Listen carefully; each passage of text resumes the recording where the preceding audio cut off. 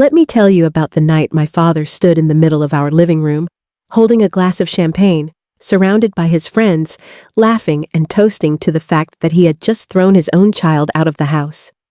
Not quietly, not privately, not with even a shred of shame. He made it a celebration. He actually called people over, put out snacks, played music, and the thing that still gets me, the thing I will never fully wrap my head around, is that he looked genuinely happy. Like a weight had been lifted off him. Like getting rid of me was the best thing that had ever happened to him. And I stood there, bags packed at my feet, watching this man clink glasses with his buddies, and I made myself a promise. I didn't say it out loud. I didn't cry. I just picked up my bags, walked out the front door, and told myself, remember this feeling, because it's going to be the fuel that changes everything. 2 weeks later, he was calling me, begging, and I let him talk.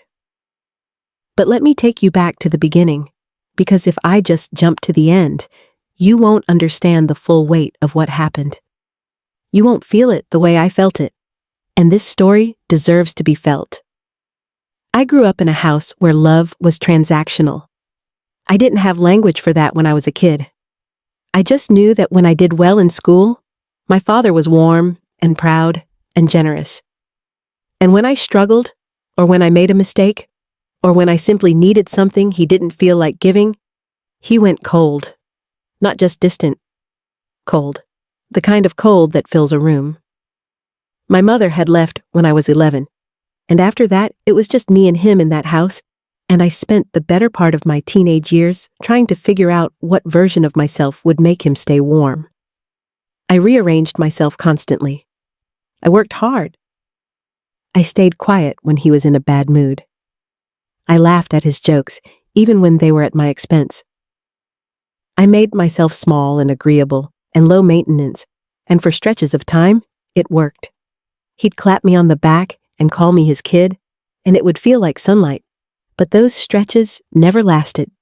And every time the cold came back, it came back a little harder than before. By the time I was 22, I had been living back at home for about a year. I want to be clear about what that year looked like. I was not sitting around doing nothing. I had taken a hit, lost a job I genuinely loved when the company downsized, wiped out a chunk of savings trying to keep my apartment afloat for a few months, and eventually had to make the humbling decision to move back in temporarily while I got back on my feet. Temporarily, that word matters. I had a plan. I was freelancing, picking up contract work, building something new. I was paying a modest amount toward the household every single month, not because my father asked me to, but because I refused to feel like a burden. I cooked, I cleaned, I kept my space spotless. I was a considerate, functional, contributing adult who happened to be sleeping in my childhood bedroom while life recalibrated. That is the honest truth of my situation. But that is not how my father chose to see it. In his version of the story, I was a failure who had crawled home with my tail between my legs, and every day I stayed was another day he could collect on that narrative. He made comments. Little ones at first, the kind you can almost convince yourself were jokes. Still here, huh? When he'd pass me in the kitchen. Side remarks to his friends when he thought I couldn't hear. But over time, the comments got sharper. He started telling me I had no direction, that I was wasting my potential, that his friends' children owned houses and had real careers, and here I was, going nowhere. It didn't matter that I showed him my work, my contracts, my savings account slowly rebuilding. None of the evidence penetrated the story he had already decided to tell himself about me. What I didn't know, what I only found out later from someone close to the family, was that my father had been talking about me to people for months, not venting the way a worried parent might. Talking about me like I was a disappointment he was stuck with, like I was a problem he needed to solve. Apparently, he had been telling people he was going to do something about the situation at home. I had no idea. I was in my room working, genuinely believing that in a few more months, I'd have enough saved to move out cleanly and leave on decent terms. I was trying to be gracious about the whole thing, to rise above the tension. I kept telling myself it was temporary. Just hold on, just keep building. The conversation happened on a Tuesday evening. I remember that clearly because I had just finished a big project, submitted it to a client, and I was in a good mood for the first time in weeks. I was making dinner, feeling lighter, thinking about what the next step in my plan looked like. My father came home, stood in the kitchen doorway, and told me I had 2 weeks to find somewhere else to live. Just like that. No lead up, no conversation, no, I'm struggling with this arrangement. Can we talk? Just a deadline, delivered like a business transaction, and then he walked to the refrigerator and got himself a drink like he had just mentioned the weather.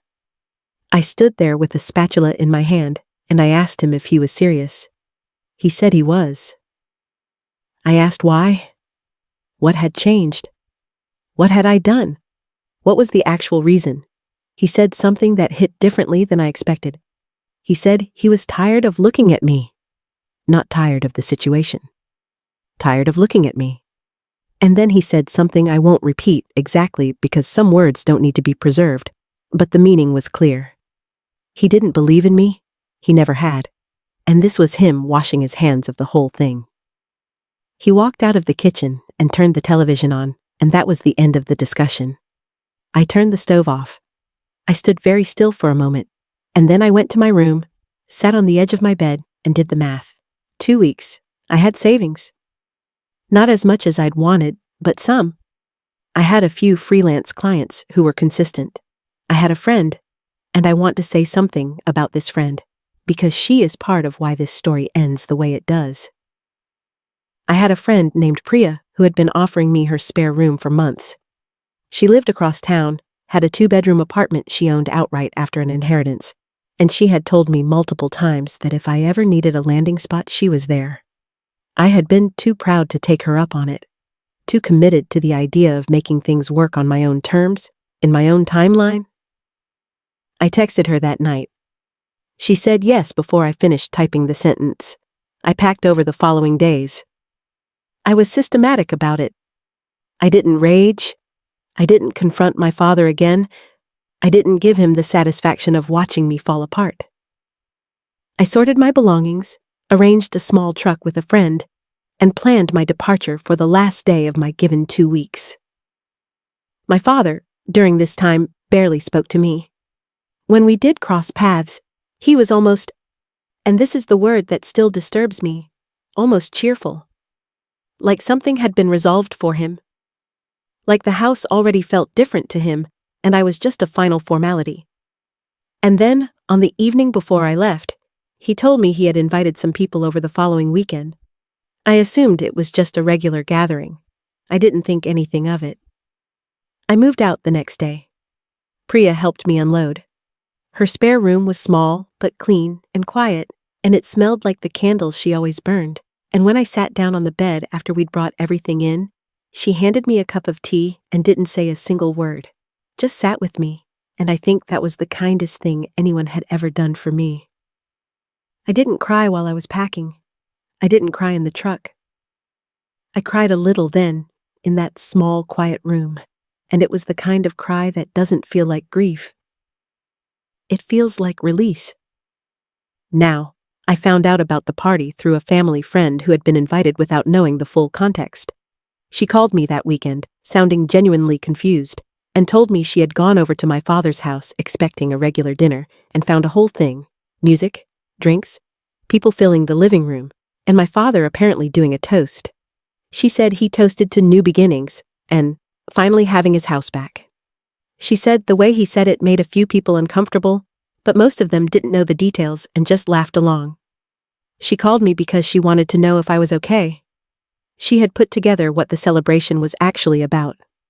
I thanked her for telling me. I kept my voice even. I told her I was fine, that I was already settled somewhere new, that I was okay. And after I got off the phone, I sat very quietly with that information. My father had thrown a party. He had gathered people around him and celebrated. He had made my leaving into an occasion. I let myself feel the full sting of that for about 10 minutes. And then I made a decision that, looking back, was one of the most important decisions I have ever made. I decided that the best revenge was not going to be anger. It was not going to be confrontation. It was not going to be me showing up at his door with a list of grievances. It was going to be silence, followed by success, followed by the moment he needed something and realized what he had done. I threw myself into my work. I mean that literally. I reorganized my entire life around building something real. Priya's place was inexpensive, the financial pressure eased almost immediately, and without the constant drain of that household tension, I found I could think clearly for the first time in over a year. I picked up 2 new clients within the first week. I started putting together a proposal for a larger long-term contract I had been too distracted and demoralized to finish before. I worked early mornings and late nights, and I was not grinding out of desperation. I was building out of clarity. There is a difference. Desperation makes you frantic. Clarity makes you precise. I did not contact my father. I did not post anything pointed on social media. I did not tell our extended family the details of what had happened. I simply went quiet, and I moved forward, and I let the distance do what distance does. 2 weeks after I moved out, exactly 2 weeks, I want you to sit with that number, the same length of time he had given me to leave. My phone rang.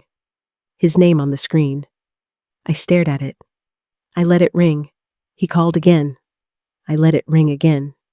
The third call I answered, because I had prepared for this moment and I wanted to be present for it. He didn't open with an apology. That's important to note. He opened by asking how I was doing, in the way someone asks when they need something and are trying to soften the ground first. I said I was well.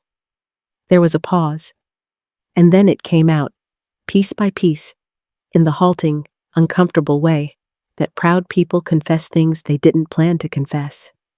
The house had a problem, a significant one, the kind of problem that had apparently been developing for some time, and that I had been the one, without him ever acknowledging it, without him ever saying thank you, quietly managing. There was a financial thing, a contract thing, something to do with the house's maintenance billing that had been handled through an account connected to arrangements I had set up years earlier, when I was still fully living at home and had organized certain household systems as a way of contributing. When I left, those systems left with me, not maliciously. I hadn't sabotaged anything. I had simply stopped maintaining things that had never been formally handed over to him because he had never acknowledged they existed in the first place. And now, something had lapsed. Bills had missed routing. A service had canceled. There were fees accumulating. He needed my help to untangle it. I want to be honest about what I felt in that moment, because I think it matters. I did not feel triumphant in a petty way. What I felt was something more complicated, a kind of profound sadness that this was what it took. That a celebration followed by 2 weeks of silence followed by a logistical crisis was what it took for this man to call me and speak to me like I was someone whose help was worth asking for. There was grief in it. There really was. Because some part of me, even then, would have traded all of it for a father who had just been able to say, "I see you. I was wrong. I'm sorry." A phone call like that would have been worth more to me than any victory, but that was not the call I got. So I worked with what I had. I told him I could help him sort it out. I kept my voice neutral and professional. I told him what information I would need, and I told him it would take me a couple of days to look into it. He said thank you in a voice I had never heard from him.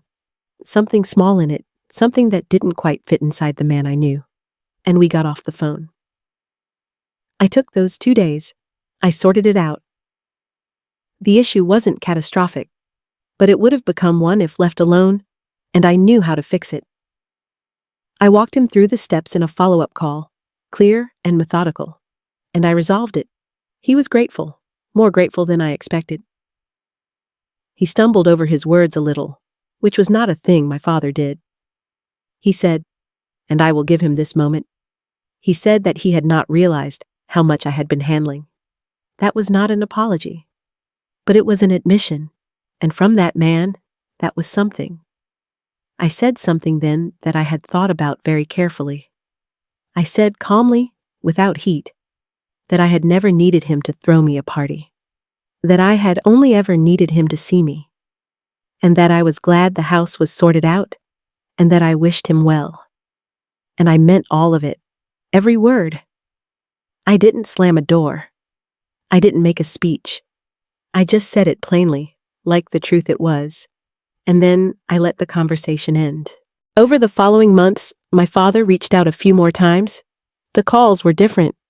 Shorter, more careful, like he was recalibrating how to speak to me. We didn't rebuild a relationship. I want to be clear about that, because this story is not a redemption arc with a neat ending. Some things don't fully repair, but something shifted between us. The contempt in him quieted. The performance of disappointment stopped. He started asking about my work with what seemed like actual curiosity rather than barely disguised critique. It wasn't enough to undo everything, but it was different from what it had been, and different was something. What I want you to take from this: if you've stayed with me this long, if this story found something in you, is this: you do not have to collapse to prove to someone that they hurt you. You do not have to show your wound for your wound to be real. The most powerful thing I did in that whole story was not the resolution of the billing issue. It was not the phone call where I finally said my piece. It was the moment I picked up my bags, walked out through a house full of people celebrating my absence, and chose to make something of the silence they handed me. I had every reason to fall apart. I had every justification for bitterness. But bitterness keeps you in the room with the person who hurt you, even when you're miles away. It keeps replaying their face, their toast, their champagne glass. Building keeps you in your own story. Building is what you do when you decide that your life is not a reaction to someone else's cruelty. It is something you are constructing for yourself, one day at a time, with or without anyone's approval. My father threw a party the day I left, and 2 weeks later, I was the one he called. Not because I engineered it, not because I planned some elaborate scheme, but because I had been contributing more than anyone acknowledged, and the moment I stopped, the absence became undeniable. That is a lesson, by the way. Your value doesn't disappear when someone dismisses you. Your value is what it is, and sometimes the most powerful thing you can do is simply leave and let reality make the argument you never got to finish. If you've been in a situation like this, a parent, a partner, a boss, anyone who made you feel like your leaving was their win, I want you to hear this directly. Their celebration was the most scared they had ever been. People only perform joy over someone's departure when they are trying very hard to convince themselves they made the right call. Genuine confidence doesn't need a toast. Genuine relief is quiet. The party was for him, not about you. Remember that. I'm in a different place now than I was that day, financially stable in a way I couldn't have imagined while I was stuck in that house, absorbing someone else's negative energy daily. Relationships that are nourishing rather than draining. Work that I'm proud of. A small apartment that is entirely mine, that smells like nothing except what I choose, where nobody makes comments at breakfast and nobody counts the days since I arrived. It is the most ordinary thing in the world, and it is the greatest luxury I have ever known. If you're in the middle of your version of this story right now, if you're still in the house, still absorbing the comments, still rearranging yourself to avoid the cold, I want you to know that the other side of it exists. It is real. It is quieter and warmer and more spacious than you can currently imagine, because you haven't been able to breathe deeply enough to imagine it yet. But it's there. Pack your bags. Pick your moment. Walk through whatever party they throw, and then go build something they'll have to call you about.